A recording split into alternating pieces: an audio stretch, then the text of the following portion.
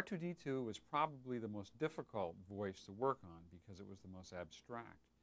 Here we had supposedly a machine that was going to talk, it was going to act, it was going to draw on our emotions, it was going to be in scenes with Alec Guinness and work as another actor.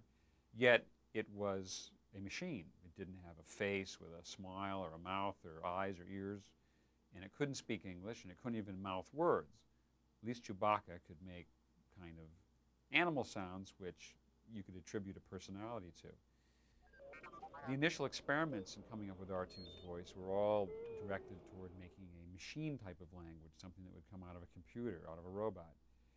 And although the voices were very interesting, I think, which I made, they all seemed to lack a sort of human quality. They seemed too machine-like.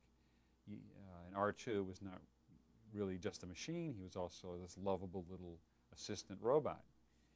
And it came about after trial and error and trying different sounds that one day I just started making the sounds. I said, well, maybe R2 should kind of sound like this. And you'd imitate a little baby sound, ooh, ah, you know, something like that. It's a sound you might have heard a little infant making when they were learning to talk. Communicating some kind of emotion, but not using well-formed English words.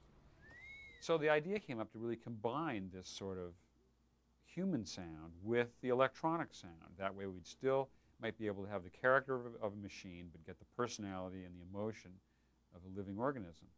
So I learned to combine my voice with electronic sounds, which I would play on the keyboard of a synthesizer.